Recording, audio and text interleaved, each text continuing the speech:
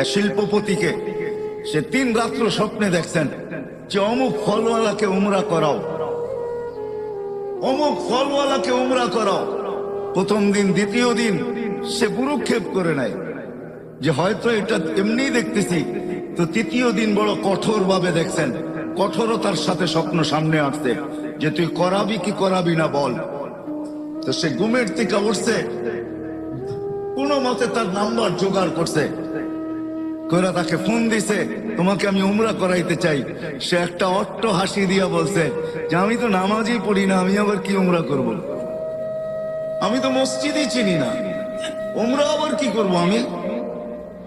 তো সে বলছে আমি অবশ্যই তোকে করাবো। পুরা কাহিনী খুলে বলছে। তো সে বলছে ডেলি কামাই ডেলি খাই, আমি উমরায় চলে গেলে ঘর চলবে কি দিয়া? তো শিল্পপতি বলছে শুধু তোর খরচ দিব না, তোর ঘরের খরচও দিব, চল তুই। তো বাধ্য হয়েছে যাইতে। উমরার থেকে যখন ফিরত আসতেছেন, যেদিন ফিরত আসবেন, গাড়িতে উঠবে, এয়ারপোর্টের দিকে রওনা হবে।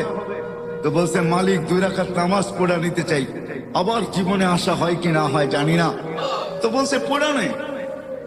প্রথম রাকাত পুরা করছে, দ্বিতীয় রাকাতে যখন দ্বিতীয় সেজদায় গেছে আর ওঠে না, লম্বা সময় চলে গেছে, ওঠে না। শরীরে যখন হাত দিছে তো দেখে আর দুনিয়াতে নাই, চলে গেছে। তো শিল্পপতি ভাবতেছে মৌতটা আমার হইল না কেন, ওর হইল কেন? দাফন কাফন করে চলে আসছে বাড়িতে, জিজ্ঞাসা করছে কি কাজ করতো, এর আমল কি ছিল? এত জামাজি পড়তো না, মসজিদই চিনতো না, আবার আমল কিসের?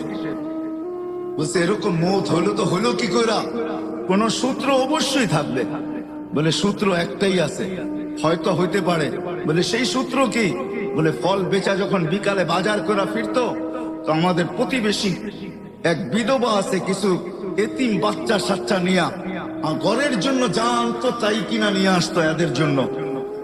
বাহিরে রাইখা আওয়াজ দিত, বোন বাজার বাহিরে রাইখা গেছে, ভিতরে নিয়ে যাস। বলে এই আমলটাই তার ছিল।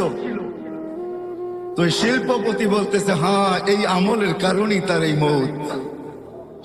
সত্য এটাই।